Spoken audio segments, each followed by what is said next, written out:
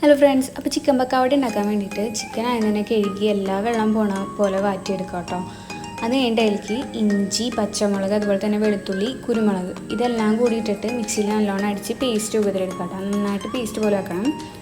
എന്നിട്ട് നമ്മൾ ഇതിലേക്ക് ബാക്കിയുള്ള കാര്യങ്ങൾ ആഡ് ചെയ്ത് കൊടുക്കുകയാണ്. ഉപ്പ്, അതുപോലെ തന്നെ മഞ്ഞൾപ്പൊടി, കാശ്മീരി ചില്ലി പൗഡർ, പിന്നെ നമുക്ക് വേണ്ടത് മൈദ വേണം, കോൺഫ്ലവർ വേണം കേട്ടോ. ഇതൊക്കെ നന്നായിട്ട് മിക്സ് ആക്കാം കേട്ടോ.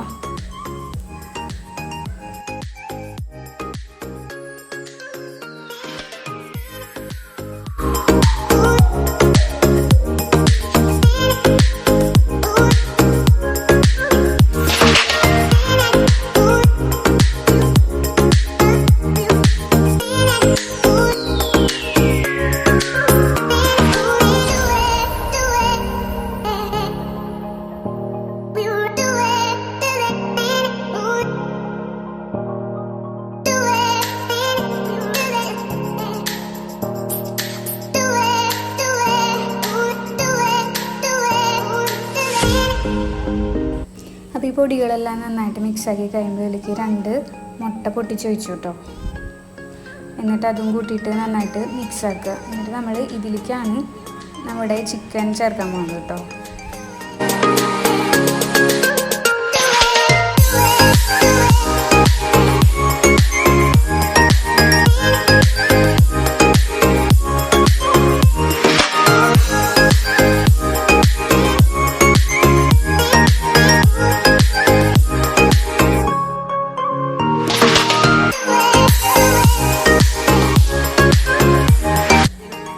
ഇതിൽ ആവശ്യത്തിന് ഉപ്പിടണം കേട്ടോ.